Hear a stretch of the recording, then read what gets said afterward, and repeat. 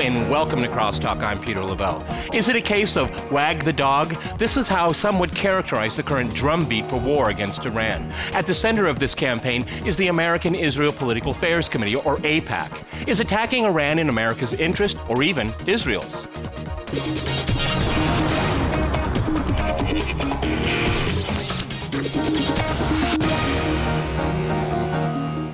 To crosstalk the tight relations between Israel and the United States, I'm joined by Valerie Lindsay in Washington. She is the editor and principal researcher for Iran Watch. Also in Washington, we have Ord Kitri. He is a tenured professor of law at Arizona State University. And in Jerusalem, we go to Maya Gorneri. She is a freelance journalist and writer. All right, folks, crosstalk rules in effect. That means you can jump in anytime you want, and I very much encourage it. Maya, if I can go to you first here. A public opinion poll came out in Israel last week. It found that 19% of Israelis favor attacking Iran without American support, and only 42% favor an attack on Iran, even if it has American support. But at the same time, AIPAC is in Washington, D.C., saying it's go to war, go to war, go to war. Is AIPAC representing the interests of Israel? In my opinion, not at all. And I think that you started with a brilliant question. It was something I wanted to bring up myself. The Israeli public is not marching to war. It's Barak, meaning our defense minister, and Netanyahu. Okay, and then you have AIPAC also, which seems to be in the war camp. Here in Israel, those of us who live here, who are citizens, who have a future, a vested interest in this place, we're not in a rush to go to war. So okay, well then, Ord, I mean, if I can add on to that, public opinion in Israel, and then in the Washington Post, there's a full-page ad of major figures that were in the military and intelligence sectors of the United States asking, virtually begging Obama not to go to war, to reconsider what is being flooded into the public sphere for a drumbeat against Iran. I mean, let's add those two together. But AIPAC still continues to really pressure politicians in the United States to go to war, almost to the point it's not if, it's when. You know, I wouldn't agree with the characterization that it's AIPAC in particular leading the drumbeats for war. I think what Iran has done is put the international community in an untenable position. Iran has international legal obligations that it's flouting. Yuka Amano, the head of the IAEA, has said that Iran is working on military dimensions of a nuclear program, and despite the fact that to be fair, the IAEA says it has concerns. It didn't say Iran is. It has concerns. Words are important here when it comes to go to war. I'm sorry. Go ahead. You want to jump in there, Maya? Go ahead. I want to add to that the American the American intelligence agencies, if I'm not mistaken, they have agreed that Iran seemed to have stopped building a nuclear weapon around 2003 and has not resumed this program. So, I mean, let's say that Iran continues its nuclear program. If it doesn't want a weapon, what's the problem with having nuclear energy, say? Is this an issue? I mean, and then also, let's say they do want to build a weapon. I mean, mutual deterrence will keep everyone Okay, we'll go to mutual deterrence. No? Am I wrong? Okay, it's an interesting point. We'll get to that. Valerie, did you want to? Let's go to Valerie. She hasn't said anything yet in the program. Did you want to jump in there? I did. I think that we don't want to get we don't want to allow Iran to get in a position where it would have a nuclear weapon capability. I don't think that's a world that anyone wants, the Americans or the Israelis. And I think that is why there is this sort of increased attention to Iran at this point, because there's a sense that if we don't do anything soon, Iran will be in the position to make a nuclear weapon when it decides to do so. It will have what we call a breakout capability, and that is what we want to prevent. Okay, but Valerie, if I can stay with you, before I got into television, I was an academic historian. And when the Soviets got a nuclear weapon, there was all this great hysteria. And then when the Chinese did, there was all this hysteria. There's going to be the Third World War. And then I'm going to go back to what Maya said, the whole concept of deterrence. I mean, why is the Islamic Republic of Iran different than the hysteria that was around the Soviet Union, around China, around, let's say, well, there's an Islamic country in the world that has a nuclear weapon, and that's Pakistan. I mean, what is the thing is that I guess that I worry about, and I'd like to go back to Ord on this one here, is the more you go down the path of war, the more it will make Iran want to have a weaponized nuclear device. I mean, the logic, it gets all twisted up. Go ahead, Ord in Washington. Well, no, let's go to Ord. Okay. Sure, a couple things. First of all, I have the quote from the IAEA in front of me, and the report says there's information available to the agency indicating that Iran has carried out activities that are relevant to the development of a nuclear explosive device. If you read through the report, that's a concern. It's clear that Iran is working on all three aspects of a nuclear explosive device: weaponization, enrichment, which is the hardest part, and also a delivery system. Why are we particularly concerned about Iran? Because this is a government that, well, may not be deterrable. What evidence do you have? What evidence do you have of that? Or what evidence do you have of that? That's an interesting statement. This is a government. Go ahead. This is a government with a messianic, apocalyptic view of the world. Soviet communism. And a government also. Well, you know, the Soviet communists were atheists. They didn't believe that chaos would help bring a better world in the world to come. Okay. Also, so if I could jump in here, Maya, these people are have a death wish. They want to be completely obliterated, right? I mean, is there anything in the history of the Islamic Republic that gives you an idea that they're allowing to risk everything? What they want to protect most is the regime. That's what it seems to me. Okay. Yeah, Can I say something about the comment about the messianic feature? I mean, definitely the Christian Zionists that are, rabid supporters of Israel. I mean, they definitely have some messianic features too. And I don't hear anyone saying that, oh, the Christian Zionists shouldn't have any, power. So, I mean, I don't think that bringing the messianic thing is something you don't want to bring this into the conversation. Okay. Valerie, you want to jump in there? Go ahead, Valerie, jump in there. I want to have Valerie's turn. Go ahead, please. I think we need to, let's leave aside the nature of the Iranian regime and just look at what would happen if Iran were in a position where it had nuclear weapons. We're talking about an issue, an inheritance problem. If there's any kind of instability in the country, what happens to the weapons? We're talking about the reaction of other countries in the region who are going to want to develop a nuclear capability or even nuclear weapons of their own. It's already a quite unstable region. So I think there are a lot of dynamics here that are incredibly worrisome for Israel and the United States, leaving aside the nature of the Iranian regime, which is worrisome. Okay. Ord, what about Israel's nuclear weapons program? This is kind of a moot point because I understand Maya, go ahead. Right. Go ahead. This is kind of a moot point because I understand that the Iranian nuclear program, that if there was a strike, that it would set back the program. It wouldn't end the program. So, I mean, if anything, striking Iran might then make a self-fulfilling prophecy that we say, oh, they want to destroy us, they're going to destroy us, and then we do a preemptive strike, which only encourages them to escalate their program. So, I mean, they've already got a lot of their facilities underground. Okay. My understanding is that the Israelis don't have the capacity Maya just to reach asked those my question that I was going to give to Ord. Go ahead. Do you want to respond to what Maya just said there?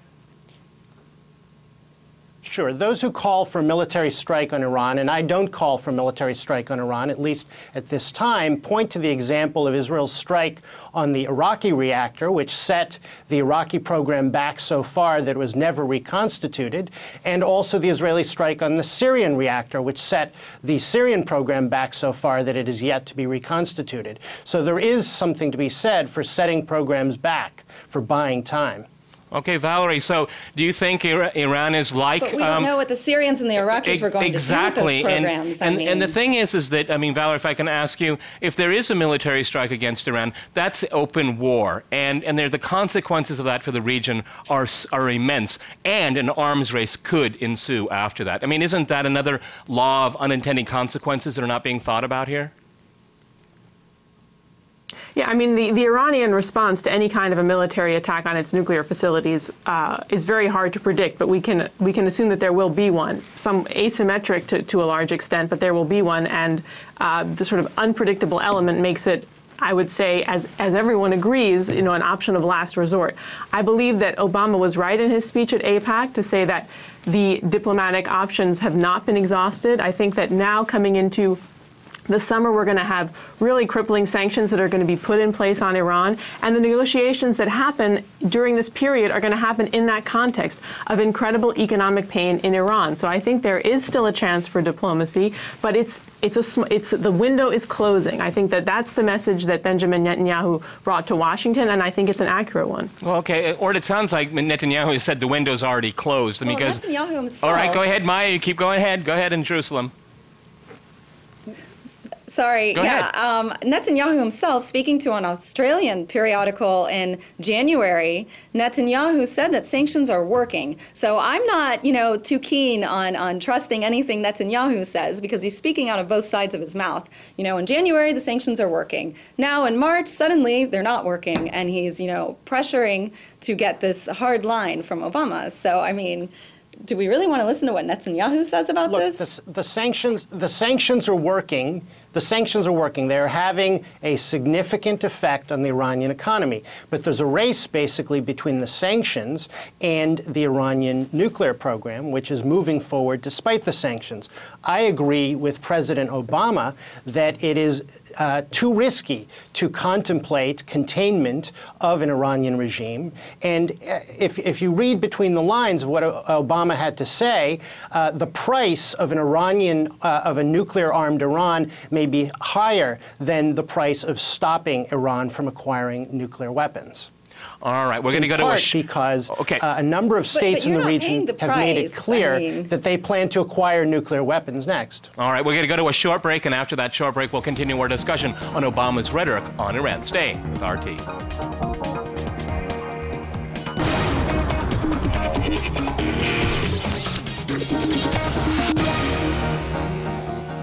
Okay, Valerie, I'd like to go back to you in that ad that was in the Washington Post, and it stated that not every challenge has a military solution, and unless we or an ally is attacked, war should be the last option. Do you see that in the air? I mean, it seems to me, and I remember 2003 very well, it seems to me there's a drumbeat to war. The American media has been saturated for decades of being very anti-American. I mean, remarkably enough, a Pew public opinion poll says that Americans think Iran is the most threatening country to the United States, which is patently absurd. Okay, it seems to me that, we have a lot of military people and intelligence people very worried about the consequences of a military conflict. But do you see that really diplomacy is being taken seriously? Because at that AIPAC meeting, diplomacy wasn't high on the agenda. Diplomacy wasn't high on the agenda, but I wouldn't say that, U.S. lawmakers are not aware that diplomacy is important, or another aspect of diplomacy, which is the sanctions track. Ileana Ros-Lehtinen, who is the chair of the House Foreign Affairs Committee, has been pushing a number of different bills trying to get bills through Congress that would strengthen sanctions, close loopholes, et cetera. So I think, there is a sense in the United States among policymakers that there are still things we can do to cripple the Iranian economy further. Okay, what do you think about that? Or do you think that diplomacy is still taken seriously? I think diplomacy is taken very seriously. Look, you just have to look at Barack Obama, who told the Iranians that if they would unclench their fists, they would find an extended hand. And for a year, President Obama did not ramp up sanctions. It was made clear to the Iranians that there was a wonderful offer on the table. And in fact, the offer, as I understand it, is still on the table. The Obama administration would be quite willing to sit down with the Iranians, but the Iranians have shown no interest in talking, no interest in making meaningful concessions. What do you think about that, Maya? Do you think that It's the Iranians that are not interested in diplomacy. Okay, well, I don't think they're interested in a military conflict either. They're obviously much, much weaker than Israel as a regional power, and the United States as a superpower. I mean, anyone has to just look at a map and the number of American bases that surround Iran, and you have a fleet to the south. I mean, there's no symmetry here whatsoever. I don't see any interest that the Iranians want to have a military conflict. Maya, what about diplomacy? I mean, do you think the political elite in Israel really are interested in diplomacy? Well, I actually want to make a comment on these words that Orjus used, no interest. If I'm not mistaken, Iran did actually send a letter recently indicating that it is interested in talking. So I don't know about these words, no interest, first of all. Second of all, I think that diplomacy can work. I mean, we do need to think about the price that the Iranian people will pay. I understand that there are, that the price of basic foodstuffs is going way, way up. And we don't want to starve the population. That's not the correct thing to do. I recognize, that there are concerns about a nuclear Iran, but the people should not have to pay the price. And what's really interesting to me about this conversation about sanctions and diplomacy is that Israel is in violation of plenty of international laws, is violating the human and civil rights of the Palestinians on a daily basis. And where is the discussion about sanctions and diplomacy, around that? To me, the Iran issue represents, to some extent, an attempt to point over here, hey, everyone, look over there, look at Iran. So, Israel can continue building settlements. House demolitions, home demolitions in the West Bank are up this year above the 2011 level, which was the highest that it's ever been. So we're already seeing an escalation, under the cover of this Iran and the elections. Israel is doing what it wants to do with the West Bank. Are you saying that if Israel would stop building settlements, then Iran would stop with its nuclear program? Are you implying that that's the motivation for Iran's nuclear program? What I think is from what it's a very interesting thing. I said that. It's a very interesting thing at the AIPAC meeting. There wasn't any that I'm aware of any mention of the quote unquote peace process. And I think it's very interesting for Western media, particularly the American media, to change the subject here because it's claimed that the president of Iran said that Israel should be wiped off the map of the earth. But the Israelis are wiping the Palestinians off the map. I would say. But let's go back to the Iranian issue. The Israelis are not wiping the Palestinians off the map. Well, I'd ask the Palestinians that, but we're not talking about that issue here right now. Or if I can go... I've asked the Palestinians. Go ahead, they don't feel they're being you, wiped off the face of the earth. Go ahead. Where's the peace process? Can we go back? Can we go back to the issue of Iran's engagement on diplomacy? I think to come back to something that Maya said, I think Iran has traditionally, and let's be clear, there have been diplomatic efforts going on for 8, 9, 10 years trying to get Iran to roll back its program. Iran has been offered a number of different economic and political goodies, including, to some extent, nuclear concessions. So I think Iran has used the diplomatic track to essentially delay.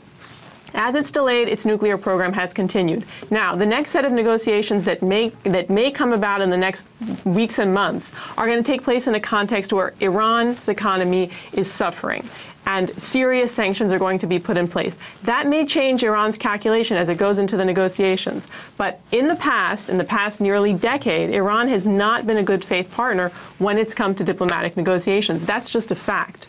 What do you think about that, Maya? The Iranians are not good partners. Well, I want to say again what I already said, that that the American intelligence agencies believe that Iran stopped building a weapon in 2003. And so the question, again, that I don't believe anyone's answered for me is what would be the problem with an Iranian, nuclear program that is for civilian purposes? Okay, is this an issue? And why is it okay that other, countries in the region have nuclear weapons? Yeah. I mean, why is this we could talk about a regional nuclear-free zone, but go ahead, Valerie. Jump in. That's the whole point of the program. Go ahead. When U.S. intelligence says that Iran has suspended or frozen its nuclear weapons program, it's talking about a very small part of an overall nuclear weapons program. It's talking about weaponization. Weaponization and delivering the weapon are about 10% of the overall sort of effort that's required to make nuclear weapons. Overwhelmingly, the most important aspect is making nuclear fuel. And what Iran is doing now on the ground at a fortified plant in Fordo is essentially creating a stockpile of fuel that could be quickly enriched to weapon grade for breakout capability. Or if I go to you, what if the proposal of having a nuclear-free zone for the entire region, meaning Israel opens up its nuclear arsenal for inspection, do you think that would be that could be on the table for diplomacy? I mean, that's fair, isn't it? Transparent, isn't it? I think that's a very interesting idea, and obviously the Nuclear Nonproliferation Treaty Review Conference called for a conference in 2012 on that very topic, moving forward towards a nuclear weapons-free zone in the region. The Israelis have always stated that they support such an idea in concept, but that such an idea can only be advanced in the context of a comprehensive peace in the region. And I believe that that's the U.S. position as well. Well, that sounds kind of ridiculous to me. I mean, if everyone has to disarm, and then we'll have the one party left saying, you know, we'll actually be the hegemon for the region. What do you think about that, Maya? Do you think the Israeli public opinion would go for that? You know, we'll show our cards, you show your cards. I mean, would that build any confidence within Israeli society? I don't think so. Okay. And I don't think that, I mean, forget about what Israeli society wants. We need to talk about what the leaders want, because I feel at this point that I mean, as someone who lives here and is a citizen and drinks the water and pays taxes, I feel like I'm on a roller coaster ride right now, that I don't know what these leaders are going to do and what they're going to drag the whole country into, and perhaps America as well. So, I mean, forget about what society wants. Let's talk about what the leaders want. And the leaders here, I don't think, are interested in a peace process. You know, we said something earlier, someone said something earlier about Iran using diplomacy as a way to stall, and I think that absolutely applies to Israel as well. I mean, diplomacy has bought Israel time to build more settlements, to, you know, really clamp down on Gaza, on the blockade on Gaza, which is cruel and inhumane. And so, no, I don't think that, you know, Israel will disarm if we have peace. I mean, it's not going to happen. We won't have peace before Israel disarms. It's a catch-22 a bit. Valerie, what do you think the next step is? I mean, how worried are you that there will be a military strike against Iran? I think that we're entering a period now which will be critical. It will depend, I think, to a large extent on the type of sanctions that are put in place in the next, let's say, 6 months or so, and it will depend on Iran's approach at the negotiating table, because I think there will be some type of talks. I think a year from now we're going to be looking at Iran with a pretty serious breakout capability, and it's not clear to me that Israel or the United States is going to be able to accept that. Okay, Ord, I'm going to give you the last. But I do think, you know, after following this, I was just going to ask Ord one last question before we run out of time here. Is Israeli and American interest identical in dealing with Iran, in your opinion? Is it wag the dog? Well, I think they're both very, very concerned about Iran's nuclear program. You know, if you look at President Obama's interview with The Atlantic last week, he was asked, what would your position be on Iran's nuclear program if Israel weren't in the picture? He said it would still be a profound national security interest of the United States to prevent Iran from getting a nuclear weapon. The one difference, I think, between the two countries is in terms of timing. The United States wants to give more time for biting sanctions to bring Iran to the table for serious concessions, and Israel is concerned because they may not have the military capability in 6 months to stop Iran's program. And so I think there's kind of a calendar issue between the two countries. All right, we still have a little bit more time. Valerie, what do you think about that? I mean, how aligned are Israel and the United States here? I personally can't see how Iran is a really big threat to the United States, maybe except for maybe alleged proliferation. I think that Israel and the United States are more or less aligned in terms of their sort of the way they ascertain the threat. I think it's really a question, as Ord said, of how to deal with that threat and the time in which you have to let diplomacy and sanctions work, and the time at which you decide that, you know, a military strike is necessary. All right. Thank you very much to all of you for an interesting discussion. Many thanks to my guests today in Washington and in Jerusalem, and thanks to our viewers for watching us here at RT. See you next time, and remember, CrossTalk rules.